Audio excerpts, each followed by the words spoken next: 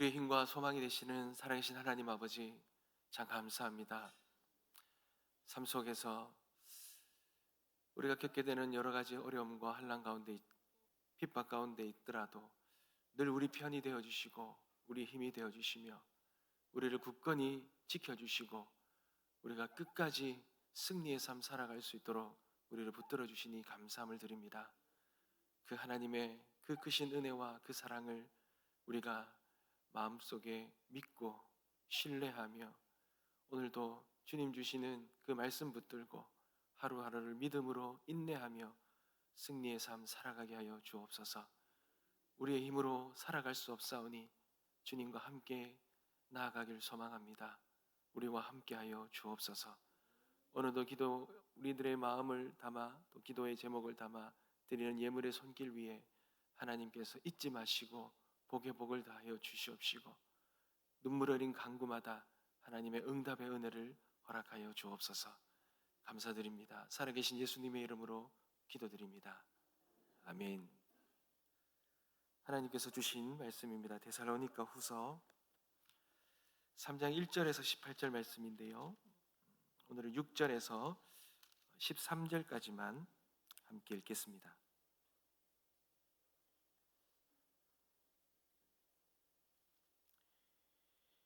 3장 6절에서 13절까지 함께 읽겠습니다. 제가 먼저 읽겠습니다. 형제들아, 우리 주 예수 그리스도의 이름으로 너희를 명하노니 게으르게 행하고 우리에게서 받은 전통대로 행하지 아니하는 모든 형제에게서 떠나라.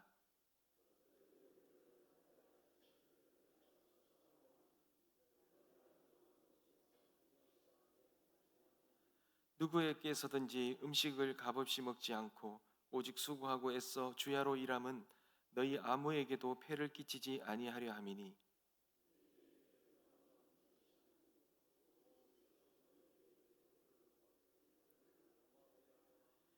우리가 너희와 함께 있을 때에도 너희에게 명하기를 누구든지 일하기 싫어하거든 먹지도 말게 하라 하였더니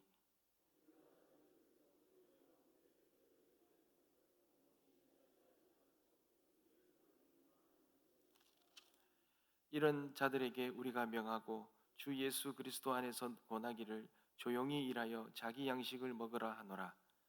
형제들아, 너희는 선을 행하다가 낙심하지 말라. 아멘. 데살로니가 후서 3장 1절에서 5절은 어제 저녁 기도회 때 우리가 함께 말씀을 나누었습니다. 6절부터 13절에 우리가 내용을 보면, 사랑하는 성도 여러분, 바울은 교회의 그 위기 앞에서 특별히 교회의 이 어려움, 힘듦은, 실질적인 어려움, 힘듦은 외부에서 오는 어려움이 아니라고 말합니다.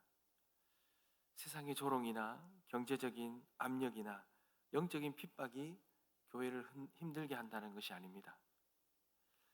오늘 본문에서 바울은 교회의 이 평강을 깨뜨리고 교회에 어려움을 주는 것은 외부가 아니라 안에 있다. 그 교회 안에 성도들의 이 모습, 신앙의 모습, 삶의 모습을 통하여 교회가 어려움을 당한다는 겁니다. 사도 바울이 지적하고 있는 교회 안에 그 어려움, 성도들의 어려움은 무엇입니까? 오늘 사도 바울은 크게 두 가지를 봅니다. 이 게으름입니다. 게으름. 성도들의 이 게으름과 무질서하게 행하는 그런 자들의 그 삶을 사도 바울은 지적하고 있습니다. 바울은 특별히 오늘 6절을 한번 보시면, 형제들아, 우리 주 예수 그리스도의 이름으로 너희를 명하노니 게으르게 행하고 우리에게서 받은 전통대로 행하지 아니하는 모든 형제에게서 떠나라, 이렇게 말합니다. 여러분, 여기에서 게으르다라는 말은 단순히 어떤 일을 안 하는 태도를 말하는 것이 아닙니다. 교회 안에서 질서 없이 무책임하게 특별히 자기만을 위해서, 그렇게 자기 유익만을 위해서 살아가는 삶을 그렇게 말을 하는 것입니다. 여러분, 데살로니가 교회 안에는 이런 문제들이 있었습니다. 주님의 재림이 곧 임박하겠다라는 가르침이 퍼지면서 이 극단적인 종말론이 유행했던 것입니다. 세상이 곧 끝날 텐데 굳이 일할 필요가 있겠는가? 농사도 장사도 내려놓고 주님 곧 오신다는데 그냥 기다리면 되지 않겠냐? 지금 일해서 장사해서 이게 무슨 의미가 있겠느냐?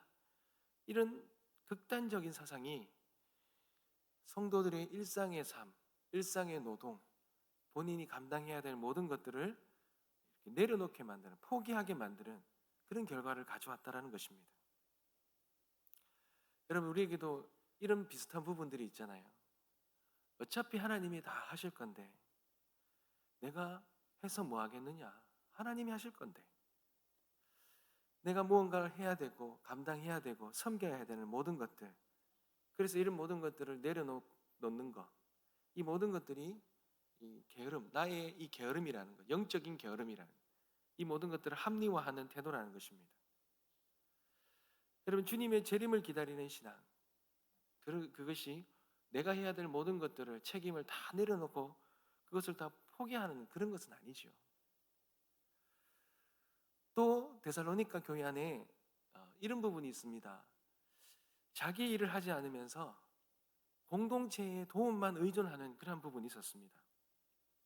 교회 안에 이 나눔과 사랑을 자신의 책임 회피의 수단으로 삼았다는 것입니다.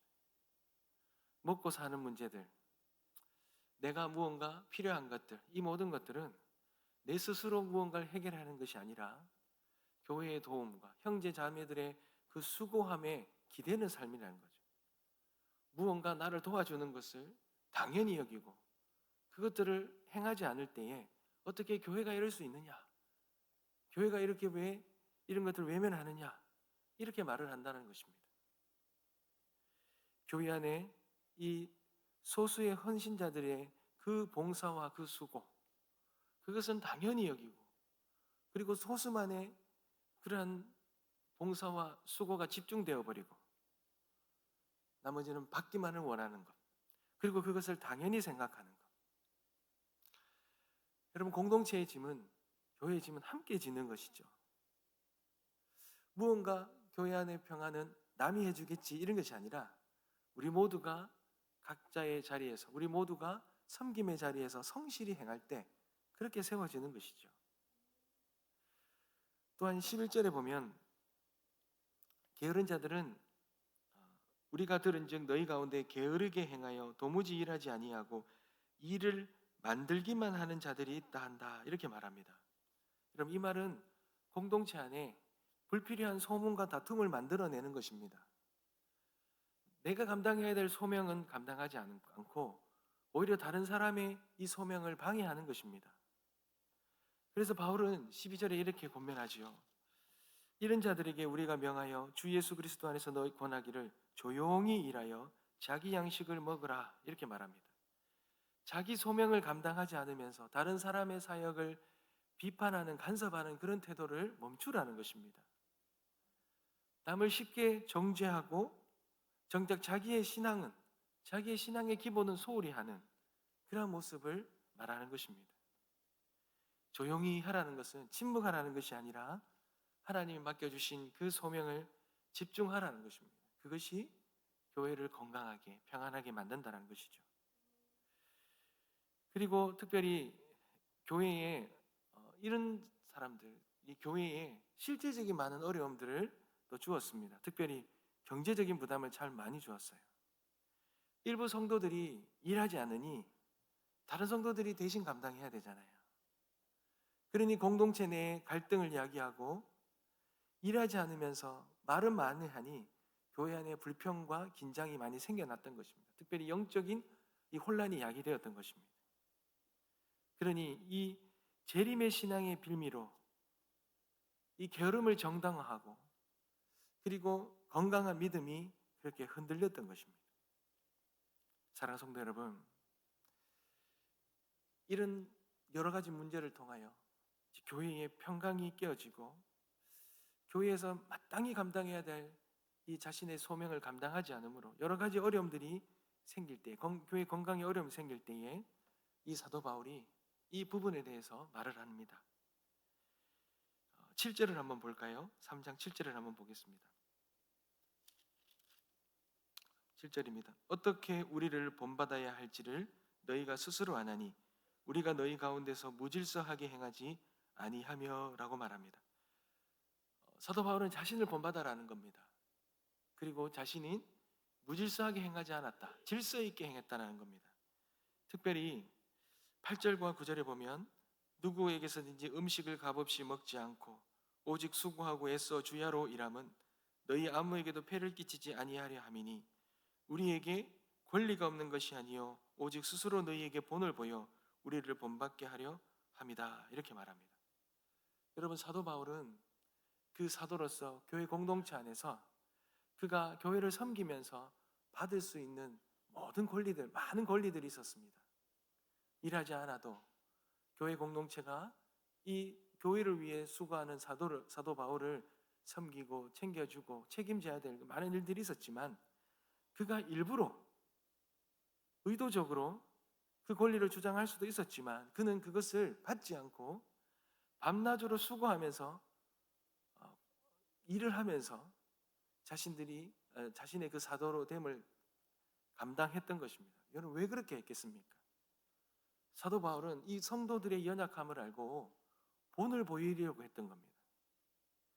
일부러 공동체에 폐를 끼치지 않고 본을 보이면서 성도들도 이 공동체에 폐를 끼치지 말고 사도 바울이 행했던 것처럼 이 본을 받아서 나 개인의 어떤 유익이 아니라 공동체의 유익을 위해서 공동체를 어렵게 만드는 일들을 만들지 말라, 그것을 몸으로 보였던 것입니다. 그러니 게으름은 단순히 개인의 문제가 아니라 공동체 전체를 흔드는 문제이기 때문에 이 신앙 하나가 한 사람으로 끝나는 것이 아니라 공동체 전체의 평강을 무너뜨리는 요인이 되었기 때문에 사도 바울은 이것을 무겁게 여기고 그가 실질적으로 행동하면서 공동체에 폐를 끼치지 않도록 본을 보였던 것입니다. 사도 바울은요, 본을 보이면서 단호하게 말하죠. 여러분 10절 한번 볼까요? 우리가 너희와 함께 있을 때에도 너희에게 명하기를 누구든지 일하기 싫어하거든 먹지도 말게 하라 하였더니. 여러분, 어떻게 보면 참 어떻게 강한 권면 아닙니까? 근데 여러분, 이것은 어떤 좀 잔인한, 정말 매정한 그런 권면처럼 보일 수 있을지 몰라도 사도 바울은 이것이 한 사람 한 사람의 그 성도들의 이 모습들이 오히려 우리 전체를 힘들게 한다는 그런 무거운 무게감을 가지고 그렇게 단호하게 명령하고 있는 것입니다. 자신의 자리에서 자신의 소명을 감당하라는 것입니다. 자기 중심적인 신앙이 아니라 공동체, 하나님 중심적인 신앙의 삶을 살아라는 것입니다. 여러분, 바울이 이렇게 강하게 말했던 것은 바로 이유가 여기 있는 것입니다.